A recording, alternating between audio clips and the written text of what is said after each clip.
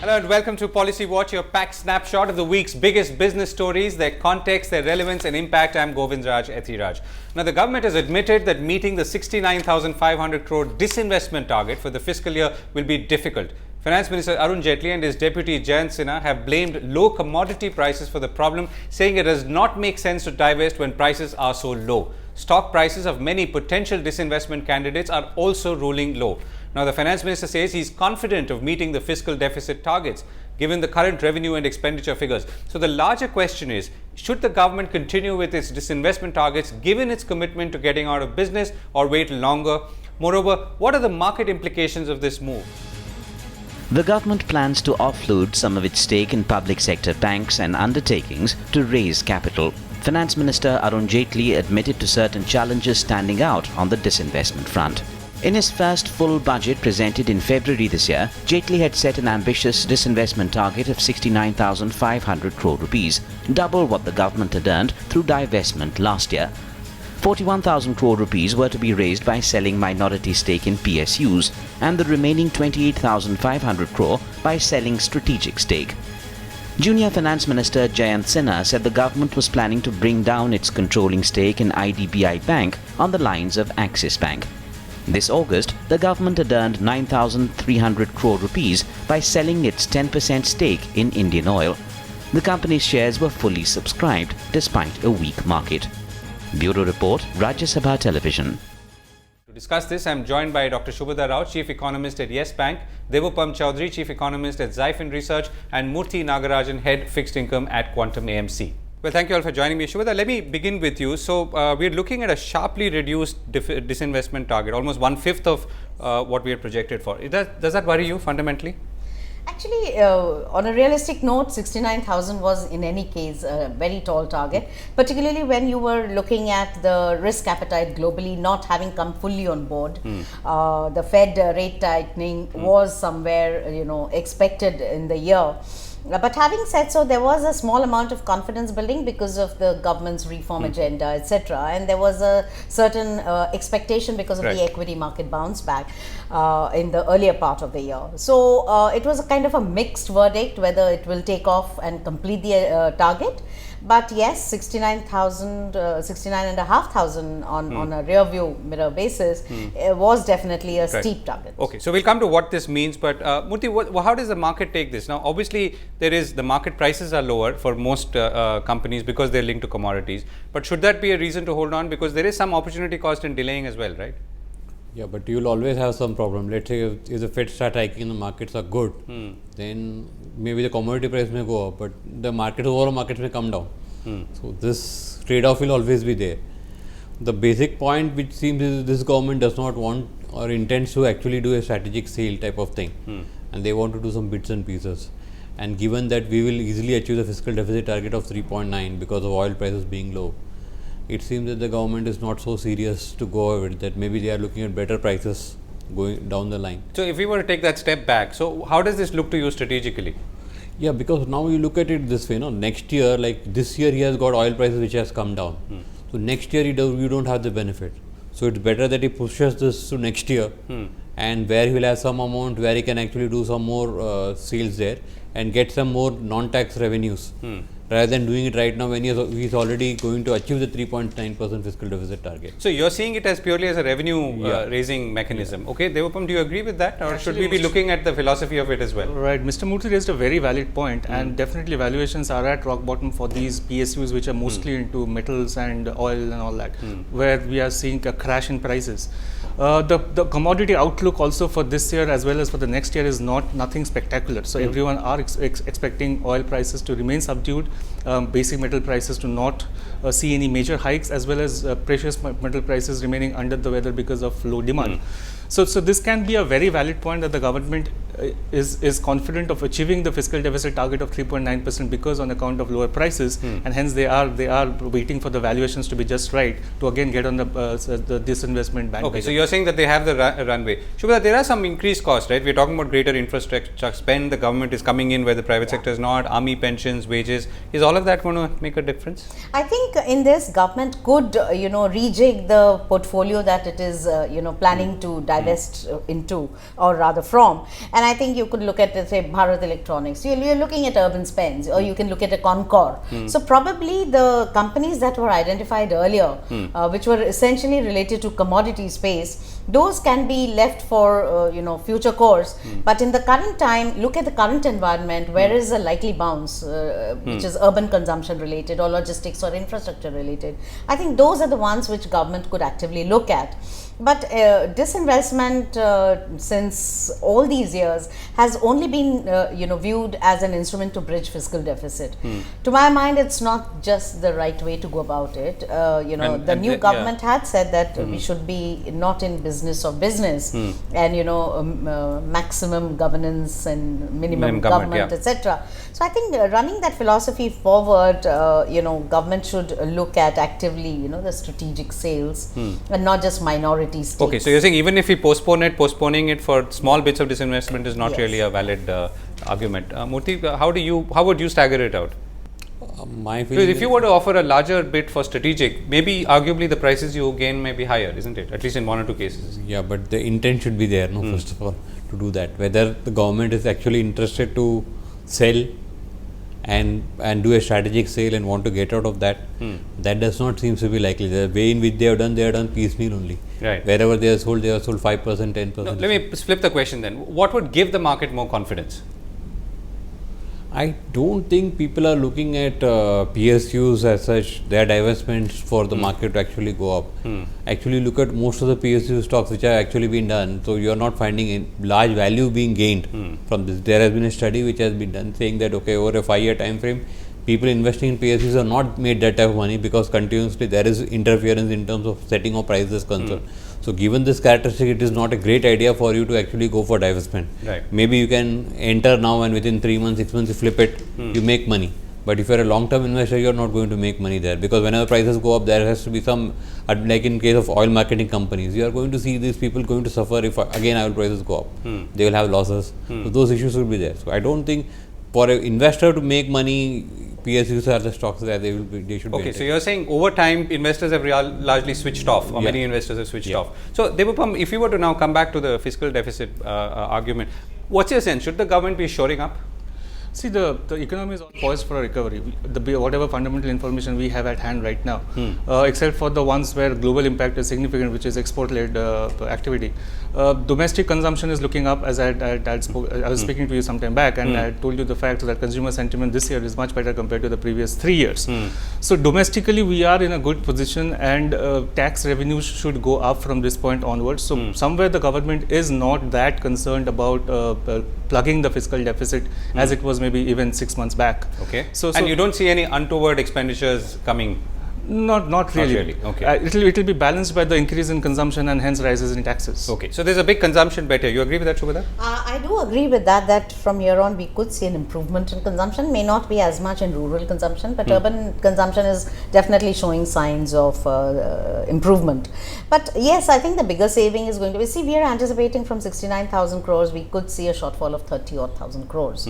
Because from here on, I think Coal India is in advanced stage of discussion, and we could have an NTPC or BHEL also coming on board before the year is through. So net shortfall would be around, say, 35,000 crores, and that saving has already been done through saving on subsidies.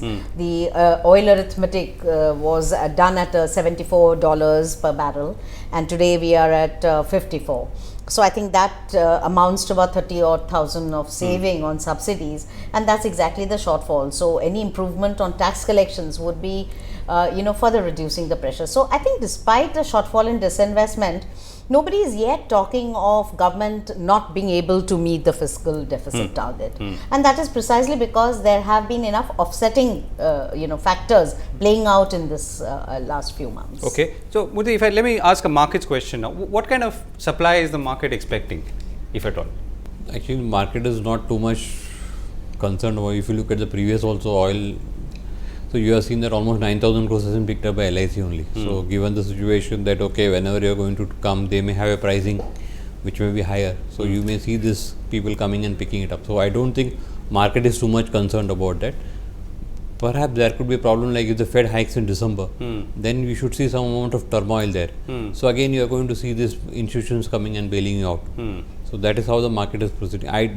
Before that also I reiterated the point that over a long period of time, you are not going to make money by investing in PSU stocks unless there is a strategic sale where you will make money. Okay, and that's an important point to note. So, what are the other sort of must do's or must not do's, Shubhada, if we were to chart a course for disinvestment? Chart a course of disinvestment, I think one should be that government should be doing more active roadshows to instill confidence amongst global investors that while they may not be seeing big ticket reform items, but incrementally small steps have begun to make a difference, like improvement in the various indices that have been put out by global agencies on business front. So I think that the effective communication is something one. Second, unfortunately, we will have to wait for all these factors which have been posing as hurdles for the current disinvestment pace. Indian VIX has been at a 1-year high. The volatilities, risk appetite, FIIs have been net sellers. So essentially, a lot of this has unfortunately to do with the market appetite in the current quarter, and therefore we have suddenly seen a deceleration in even the intent of disinvestment in the coming months.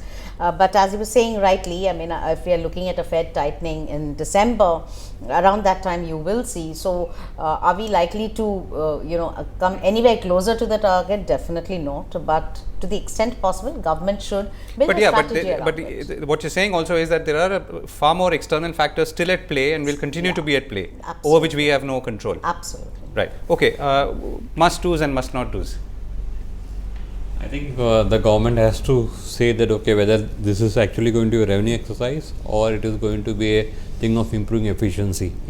So if it's going to be a revenue exercise, then people know that after 5%, another 5%, this type of divestment. And you're also saying that for many of the companies in the PSU universe, you're not getting a sense that there is an improvement in efficiency in the last few years. Most of them, because what is going to happen is that if you're going to have government control, then it's going to be too much. Let's say that. But is that only to do with oil, or are you saying many of the even in Coal India we have seen this type of things happening? So you are going to see this type of, if government is going to be the major holder, then market pricing, if the prices go up, if the prices go down, it's okay, there will be free markets. If the prices go up, there will be a lot of pressure on the government to see to it the prices are not increased. So given the situation, you as an investor are going to lose out. Because there will be other companies which will be selling at market rates, whereas you will be selling at lower prices. Right. So given that intention, I think strategic sales like what has happened in Balco and all these things, this is how, if they proceed, there will be a lot of value unlocking happening. Okay. But if you are going to do piecemeal 5%, 10%. So focus on unlocking value. I mean, piecemeal does not really give the markets confidence. Okay. Debopam? Yes, so the government should market the Indian the PSUs pretty well abroad, because if you look at the emerging markets cluster right now, India is one of the most hopeful areas of investments. So if there are investments out there which wants to come to India, but then the channels are so difficult and the way to find out stocks in India is so difficult, the government needs to solve this logjam. And the other thing is we need to the efficiency levels of these Indian industries, of the PSUs, has to be projected in such a way that they can make profits in the near future, if not today. So this is what the government needs to very proactively address, so that foreign money comes to India, and India is one of the most investable domiciles right now among the emerging countries. Right. So last word, Shubhada. So the government's book as we end the year does seem to be in good shape. Yes, absolutely. I think they're going about right way. I mean, fortunately, oil has been the biggest boon, more boon than negative. So this is the moment that the government needs to seize and capitalize on that. Okay. So I think there are limited areas of stress at this point in time in the government financial book. The budget deficit seems to be relatively under control. I think they can tap another avenue, which is hotel and hospitality, which was earlier being considered that government has a fair, sizable shareholding in those. Why not? I mean, why should government be in hospitality? Okay. So that comes back to our original discussion of strategic and not holding on to stakes in state-owned enterprise. Right. Well, thank you very much for joining us. Well, we need to go in for a break. Coming up on the other side, we talk about the new tax committee that's been appointed. Stay with us. Welcome back to Policy Watch. The Ministry of Finance is instituting a new 10-member committee under retired High Court Judge R.V. Eastwood to review India's income tax laws and submit its first report by end January 2016. Now, there have been several committees in the last 6 years on reforming India's tax laws. Moreover, there is a direct tax code which was created. Now, what could or should this new committee focus on, or how can it use its terms of reference effectively? What are the clear pain points in tax, both personal and business, for instance, litigation, which this committee's brief speaks of, and how can this committee's recommendations be more action-oriented for the government? To discuss this, I'm joined by Ketan Dalal, Managing Partner West, PricewaterhouseCoopers, and Girish Vanvari, Partner and Head Tax, KPMG. Well, gentlemen, thank you very much for joining us here. So let me begin with you, Ketan. What are the key areas, given the terms of reference of this committee, that the committee should be focusing on? I think, Govind, couple of things here. Just let's step back and look at things in context so that we can then contextualize the terms of reference of the committee and what possibly they could achieve. I think tax has been a major bugbear for many, many years to come. I think the Income Tax Act has gone through many mutilations over last 60 years. But if there are 2 or 3 big issues that stand out, one is that while the law itself substantially is not really bad, I mean, there are issues there. I think the on-ground administration is the big problem. Okay. The issues are also around, virtual inability to close litigation and the extent of the litigation. Right. So, for example, India has 1.8% of global trade and 70% in number of global transfer pricing litigation. 70%. Now, there is something obviously wrong there. So, we have to see things in context. So, if you see in this larger scheme of things, the simplification that we are talking about could be in a variety of ways. So, if you look at administrative simplicity, for example, simplification, the need to put in an ecosystem, I don't know whether you call it simplification, but I would, the need to put in an ecosystem for giving upfront clarity. For example, had that been there, the kind of situation that happened that when you infuse money into a company, you have a transfer pricing adjustment, which frankly sounds bizarre if you ask me, that showed up.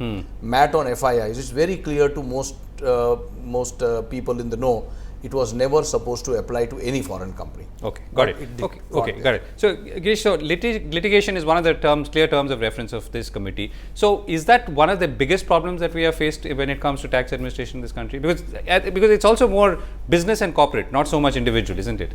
So actually it is to operationalize the mechanisms which are available to solve litigation. So we have done a lot of good things like there is a AAR, there is a DRP, there are courts. But are they effective to give a judgment? So how do you operationalize these various dispute resolution mechanisms so that resolution is quicker? That is one thing which is very important. But besides the litigation part of it, I think the term is also to clarify, bring certainty in the taxation system. Okay. So how do you deal with the retrospective amendments? What has happened has happened. Now how do you unwind it, or how do you deal with it to build in some sanity? How do you make sure that it doesn't happen again? Lots said about reducing the tax rate to 25% over 4 years. How do you build certainty around it? It's time now roadmaps come up as to how that has been dealt with. SEZ holidays, will they continue, not continue? Infrastructure holidays, will they continue, not continue?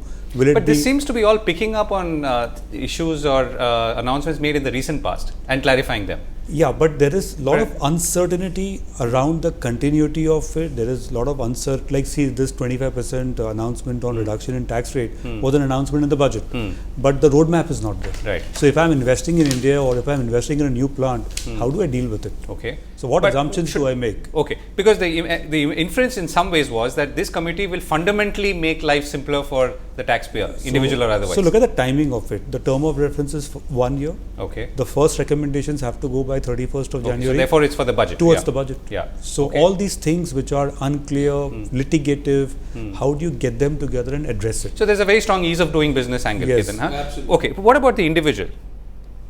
I mean, there are issues around exemptions, lack of availability. I was just talking to somebody this morning. Look at one of the biggest issues that Indian individual faces, that is housing. Now, one is the quantum of the exemption. Now, that's not a simplicity point. But in the simplicity aspect, when you do a rollover, when you sell a house and buy another house, there must be probably more than 100 cases which are dealing with the situation of what happens, or rather what is the interpretation of whether it is the date of agreement or the date of possession. It's extremely painful.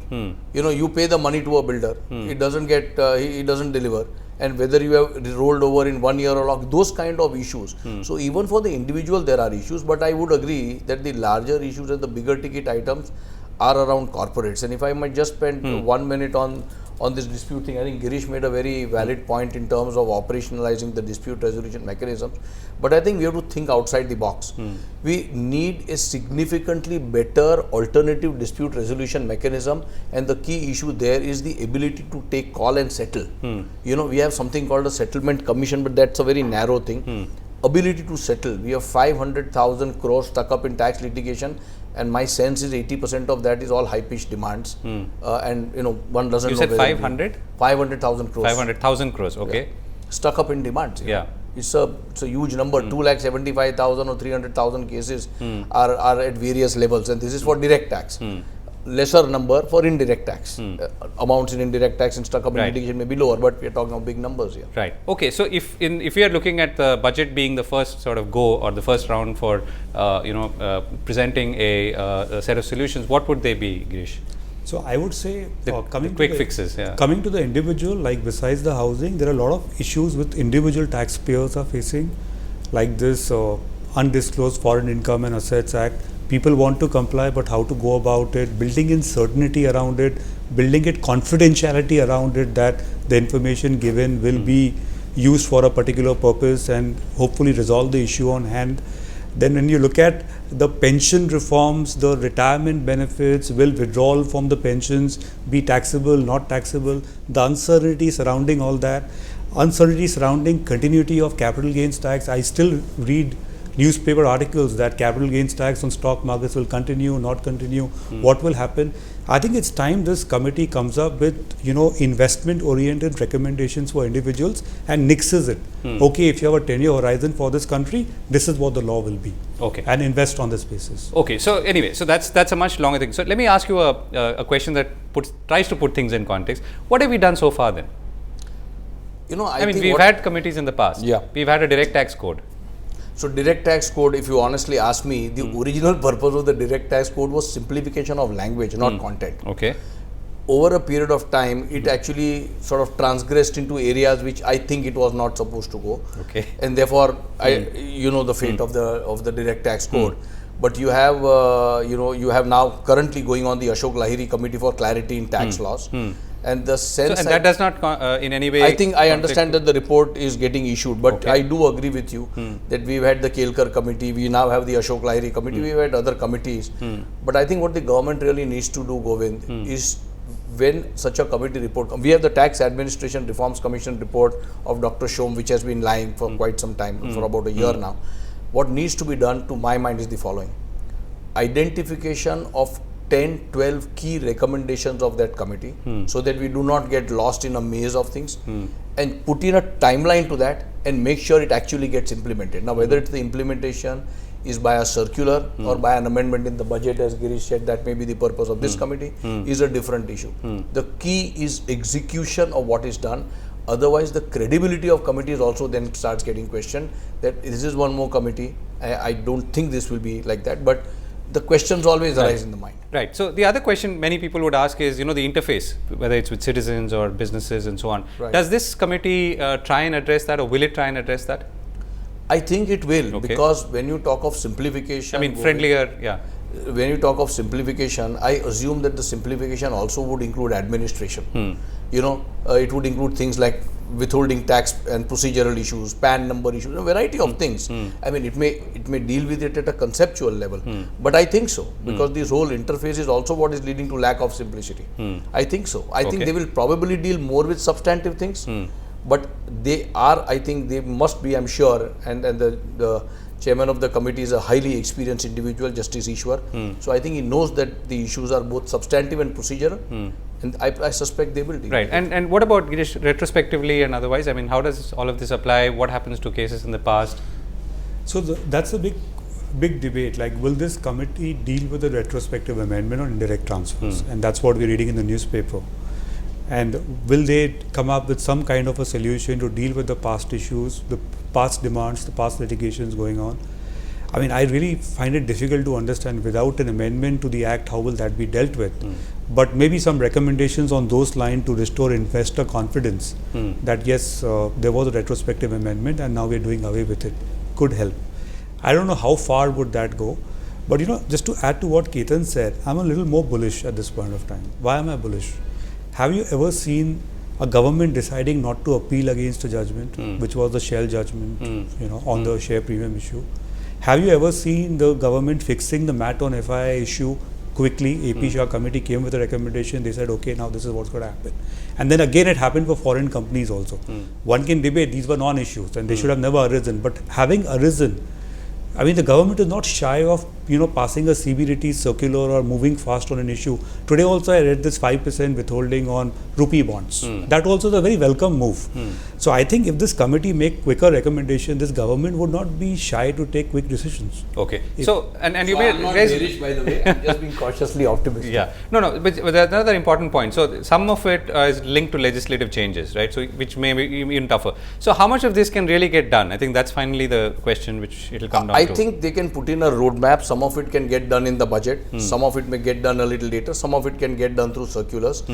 And I think one of the other important things that the committee might want to look at is not only simplification of what the issues are today, but a simplification, so to speak, of the future. So, for example, you have the base erosion and profit shifting coming in, and for a cross-border issue, and this is a major issue for multinationals, I can clearly see a lot of issues arising, in the future, and putting in a framework for that, or an architecture for that itself is a simplification. Right. So you're saying look forward even as you fix the past. I think essentially, so. and make it obviously friendly for all. I think and so. ease of doing business. We've run out of time. Thank you both for joining me. We've run out of time on Policy Watch. We'll be back next week, same time. Thanks for watching.